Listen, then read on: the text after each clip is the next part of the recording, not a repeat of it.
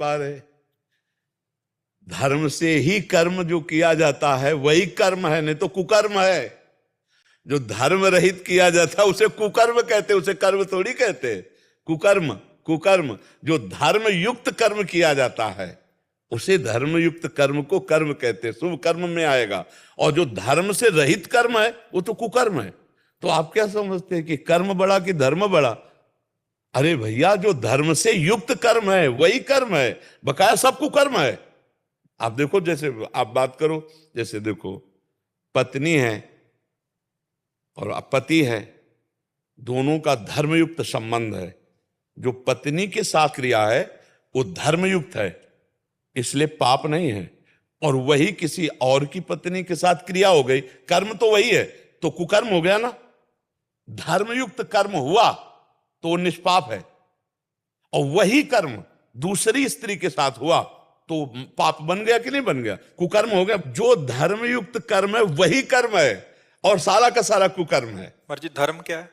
धर्म जो शास्त्र और संत महात्मा जिसका प्रवचन करते हैं, निर्णय करते हैं, तस्मात् शास्त्रम प्रमाणन्ते कार्याकार्यो व्यवस्थितो। क्या करना चाहिए क्या नहीं करना चाहिए इसका शास्त्र निर्णय करता है, इसका संत जन निर्णय करते हैं। इसलिए सत्संग सुने तब पता चलेगा कि धर्म किसे कहते हैं और अधर्म किसे कहते हैं। और दूसरी बात, हम कई बार एकांतिक में कहा कि सबके हृदय में परमात्मा विराजमान है।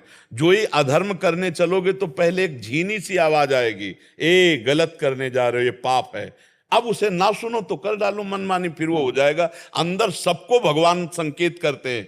आप देखना कभी गलत की जब आप कोई बात सोचोगे तो ये अंदर आ जाएगा, ए गलत है। वो जो ज्ञान दे रहा है वही परमात्मा सबके अंदर बैठा है। इसलिए सत्संग सुनना चाहिए, शास्त्र स्वाध्याय करना चाहिए, जिससे हमें पता चले कि हमारा धर्म क्या है। और साधारण बात तो सबको पता है, हमारी बहन बेटी की तरफ कोई गंदी दृष्टि से देखे तो हमको अच्छा नहीं लगेगा। तो हम किसी की बहन बेटी की तरफ गंदी दृष्टि क्यों देखें? हमारा कोई अपमान करे तो हमें अच्छा नहीं लगेगा, तो हम दूसरे का अपमान क्यों करें?